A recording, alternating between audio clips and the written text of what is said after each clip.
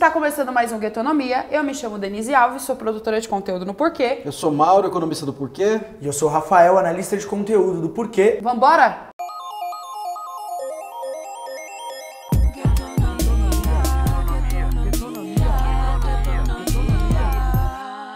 Hoje a gente vai falar sobre um tema que está muito presente na nossa vivência, que é a competição.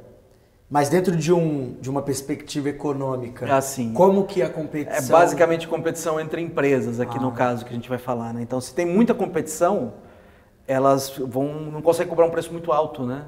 E se tem pouca competição, aí elas têm mais liberdade, mais flexibilidade, liberdade para subir o preço sem perder por causa da concorrência, né? Porque eles são os únicos, logo... Isso, ou são poucos ou são únicos, então é mais fácil, né? Ou a pessoa consome ali ou ela não consome. É isso, é. Então vamos falar primeiro o que seria o caso ideal, o máximo de competição possível, que tudo é relativo àquilo, tá? Isso caso praticamente não existe na vida real, mas é uma referência, que é a tal da competição perfeita.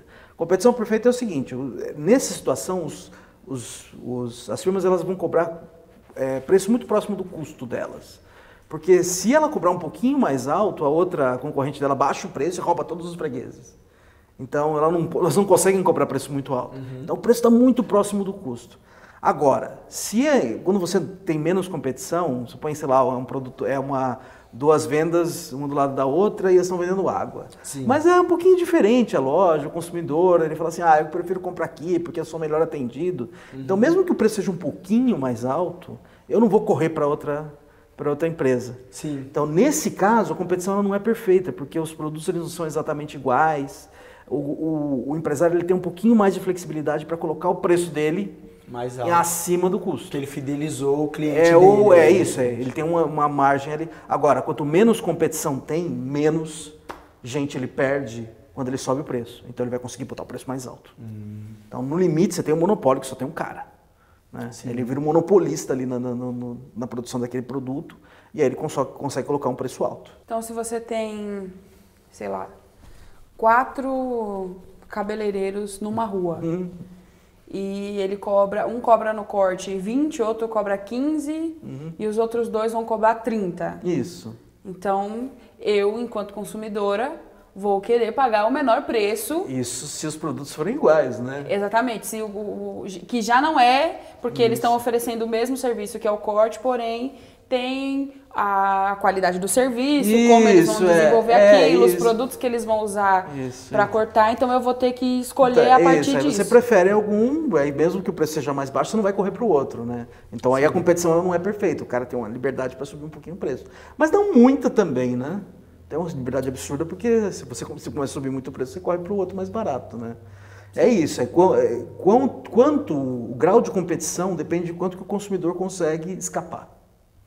Tá? Então, se eu tenho mesmo que só tenha um produtor, você vai ter determinados mercados que o consumidor ele tem alternativas. Tá? Então, é muito diferente, por exemplo, você pega uma cidade que só tem um time de futebol, é o monopolista da produção de futebol daquela cidade. E nessa cidade eu tenho um posto de gasolina. O cara do posto de gasolina ele tem muito mais poder de mercado do que o time de futebol, mesmo eles sendo monopolistas. Sim. Porque o cara sobe o preço do ingresso de futebol, não, vou fazer outra coisa da vida, vou assistir o jogo em casa. Agora, gasolina, cara, não tem muito jeito, você tem que encher o tanque, né? Então, mesmo tendo um produtor só, no caso do time de futebol, o consumidor tem muito mais chance de escapar de uma mudança de preço. Então, esse cara não vai conseguir botar um preço muito alto, né? Comparado com se for só um monopolista de posto de gasolina, por exemplo. Mas nesse caso aí o governo ele pode estimular, por exemplo, no caso do posto no caso do time de futebol, talvez não, mas talvez no caso do posto, que é uma coisa que vai interferir em todo o funcionamento da cidade, o governo pode falar, não, agora não é só você que vai vender gasolina. É isso, é verdade. Então, esse é o caso que a gente chama de falha de mercado, né? Então, um poder de mercado, que alguém consegue colocar preços muito altos porque tem pouca competição, é um caso de falha de mercado, é onde você tem espaço para intervenção do governo. Tá? Então, primeiro vamos falar de onde está vindo isso, né? Onde está vindo essa falha. Né? Então, primeiro, o cara não consegue colocar um preço infinito, tá? Não é assim, tem muita gente que fala assim, ele põe o preço que quiser. Então parece que o cara, por que não põe o preço infinito? Ele cobra R$1.000 por litro de gasolina. As pessoas param de ter carro assim, né? Então tem algum escape o consumidor tem, não é assim, não é que o cara tá amarrado ali. Sim. Então isso faz com que os preços não sejam infinitos, né? Sim. Segundo ponto, às vezes você vai ter situação, aí você está chamando, o governo tem um papel a servir ali, tá? Então, primeira coisa, estimulando competição. Muitas vezes é o próprio governo que coloca barreiras à competição. Tá? Vai ter motivos para isso, ou porque ganha dinheiro com isso, por exemplo, no aeroporto, por exemplo, né? O aeroporto vai lá, ele cobra um imposto, uma licitação do cara que vai operar a lanchonete ali. Então, é bom para o governo porque ele consegue arrecadar dinheiro. Tá? Às vezes é porque ele acha que ele está garantindo qualidade do serviço. Tá? Então, por exemplo, o governo, até pouco tempo atrás, garantia monopólio sobre táxi. Monopólio no poder de mercado, né? Então, só algumas pessoas podiam dirigir o carro por aí e levar outras. Sim. Então, em determinadas situações, o próprio governo coloca barreiras. Tá? Às vezes tem motivos, bons motivos, às vezes não. Tá? Então, eu acho que do caso do táxi, acho que tem até um argumento para falar, para garantir qualidade, apesar de eu discordar. Sim. Tá? Mas em determinadas situações, assim, o governo às vezes coloca burocracia demais, tem umas coisas pouco transparentes. Então, uma firma que quer entrar no mercado tem muita dificuldade. Mas você vai ter determinadas situações que assim, o próprio jogo de mercado está conduzindo à concentração. Então, você vai ter, por exemplo, às vezes empresas combinando preço. Isso é ilegal. Isso se chama cartel. Tem duas empresas os teus postos de gasolina da cidade, aí vão combinar ali para a gente botar um preço mais alto. Isso é ilegal. Se chama cartel, uma prática competitiva. Não sei se vai sair da linha de raciocínio, mas qual que é o que essas empresas ganham fazendo esse cartel? Assim? O cartel elas conseguem colocar um preço mais alto, né? Então, toda a questão, se elas estão competindo entre si, se uma cobra um preço muito alto, ela perde freguês pro concorrente. Agora, se elas combinarem assim, vamos todo mundo jogar o preço lá em cima, a gente não compete. Isso é ilegal, isso chama cartel. Então, isso o governo pode punir esse tipo de situação. Tá? Então, esse é um papel que o governo tem a cumprir nesse tipo de falha de mercado. Sim. E se uma empresa cobra muito, tipo, um posto de gasolina do lado da minha casa está cobrando muito caro, R$30 o litro dessa gasolina, e eu quero reclamar e o governo ele tem que interferir nisso? Depende. Se for por uma questão de falta de competição, que ele está combinando o preço com os supostos concorrentes, sim. Mas dependendo, é uma situação de mercado que está faltando gasolina. É o lance da escassez que a gente discutiu, né? Sim. Às vezes está faltando gasolina, é o que tem, então tem que subir o preço mesmo, senão não vai vir gasolina. Né? Então essa é uma coisa difícil também de saber, né? O quanto que é custo que o cara está tendo e quanto que é de fato poder de mercado. Né? Então nem sempre atuar em cima do resultado de preço é ótimo. A gente tem que analisar a situação em si. Detectar, por exemplo, se tem combinação de preço, isso tem como detectar. Tá? Então essa competição entre essas empresas é uma competição saudável desde que esteja...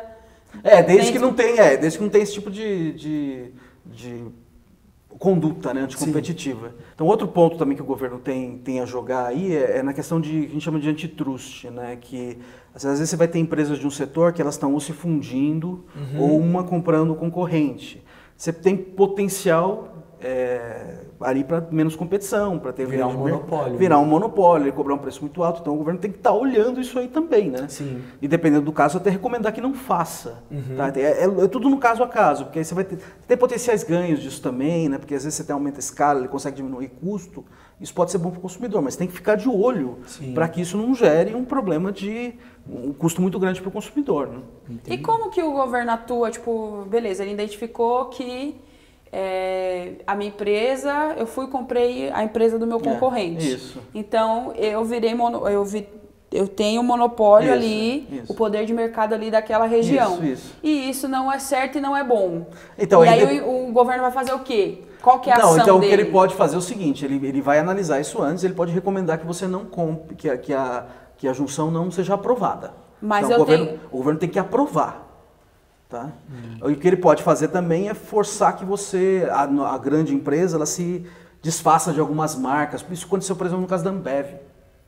A Ambev foi a junção de várias empresas de cerveja e o governo recomendou que algumas marcas fossem vendidas para evitar grande poder de mercado. Né? E aí, tipo, as empresas não tem como fugir disso, ela tem que se... Então ela está sujeita a isso, isso faz parte da lei, né? Então o governo tem um órgão de antitrust no Brasil que é o CAD, e ele fala, olha, tudo bem, ele pode bloquear uma junção de empresas, com base em prática anticompetitiva e tal. Então é uma função do governo ficar olhando para isso também. Entendi. E a gente falando sobre competição, me veio muito o bairro onde eu moro, assim, né? Que dependendo do produto ou do serviço que você quer usufruir, você precisa andar uma determinada distância para encontrar esse produto, porque só esse cara tem lá. Sei. E aí isso acaba virando um monopólio, e ele ganha nessa coisa do conforto, né? Tipo, claro. Se você quiser comprar mais barato, caminhe mais 2 quilômetros. Não, com certeza impacta, mas lembra, o preço que ele cobra tem duas partes. Uma é quanto que ele consegue cobrar por falta de competição, e o outro é o custo dele. Ele também tem que andar, caro, ele também tem que andar também. Eu concordo com você que claramente tem poder de mercado. Sim. Mas ele também tem o custo dele, que ele tem que andar também para comprar o produto, né? Sim. E aí, no caso, o governo também pode estimular ou coibir. Nesse caso, coibir não, porque só ele tem, se tirar. Então isso, exatamente. Aí você pode falar que o consumidor pode ficar sem. Aí a questão, assim, nesse nível tão específico, é muito difícil fazer uma intervenção, né? Tem que ficar acompanhando cada caso, e aí pode sair pior do que não ter intervenção, né? Então, acho que essa é sempre uma discussão.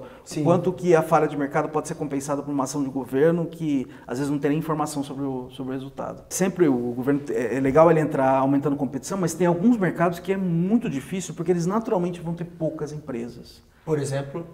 Por exemplo, telefonia, energia, estradas. Tá? Verdade, né? Então, por que tem pouca empresa? Porque esses setores, eles têm o que a gente chama de custo fixo muito alto. O que é o custo fixo? É um custo que você tem que pagar independente de quanto que você vai produzir. Pensa uma estrada. Eu tenho que construir a estrada. Independente de quantos carros passarem ali, eu tenho que construir a estrada. É o custo da estrada, certo? Então, o que acontece? Se vier um outro concorrente, colocar uma outra estrada do lado, ele vai baixar o preço, mas aí não vai conseguir cobrir mais o custo fixo desse valor da de estrada. Então, o que acontece? Só vai ter um mesmo que faz um caminho, por exemplo, né? Por exemplo, daqui de São Paulo para o interior. Não vai ter competição de estradas, né? Sim. Então, aí no caso, a cobrança pela estrada, pelo uso da estrada é o pedágio, né? Então, nesse caso, o governo tem que regular. Então, como ele naturalmente um monopolista, ele tem que regular, tem que colocar os termos, quanto vai poder cobrar, né, que tipo de contrapartida vai ter, para evitar também abuso de poder econômico. Que foi a questão que, no caso, o governo teve que intervir, mas a partir da greve dos caminhoneiros, porque eles não queriam pagar esse valor pelo eixo diesel, né? Pelo eixo suspenso lá. Tá. Então, aí eles fizeram a greve porque eles não queriam mais pagar, além do valor do diesel, eles não queriam pagar pelo eixo suspenso dessa... Sim, não, mas eu acho que o ponto é que tem uma agência reguladora que toma conta desse tipo de setor. E ela está ali para coibir poder econômico, porque o cara é um monopolista, né? Não tem muito jeito. É lógico que muitas vezes isso não funciona, porque você vai ter agência que é capturada pelas próprias empresas. Então, mas isso aqui é o ideal, né? Sim. Que seria o ideal da atuação do governo. E essa agência não é do governo, ou é do governo? Ela é do governo, mas ela é independente, em tese. Tá? Então, por isso que ela é capturada pelas empresas? Pode ser, não, aí tem muito político, tem indicação política também, é um negócio meio enroscado, né? Sim. Mas isso é um problema, sempre é uma tensão esse tipo de coisa, mas assim, tem uma motivação para o governo interferir nesse tipo de setor, certo? Então, energia, mesma coisa, telefonia também, são todos setores que têm poucas empresas naturalmente e que têm espaço para poder econômico, então tem ali pelo menos a motivação da entrada do governo para coibir isso. Acho que, ele não vai deixar a empresa cobrar um preço muito alto, né, porque ela tem poder, pode ser muito prejudicial para o consumidor, mas o preço muito baixo também é problemático, né? Porque ela não consegue operar aí. Então ele tem que sempre colocar na balança essas coisas, né? Existe algum outro tipo de monopólio? Tem o que eu acho que é super interessante, que é o caso das patentes, né? Então, quando uma empresa desenvolve um produto, por exemplo, um remédio, você vai ter diversos governos no mundo que vai falar assim, tudo bem, agora você tem uma patente porque você desenvolveu esse remédio. durante os próximos 5, 7, 10 anos, o que for que seja, o que está estabelecido na patente, você vai ser o único produtor autorizado a gerar esse medicamento, ou esse software, ou esse equipamento, alguma coisa assim. Então, está garantido por uma patente. Posso falar, isso é ruim, né? Por causa que o consumidor ele só vai ter um produtor ali, então remédio é uma coisa super complicada, né? Que, ainda mais para remédio, né? Que tem muito para onde correr, né? Sim.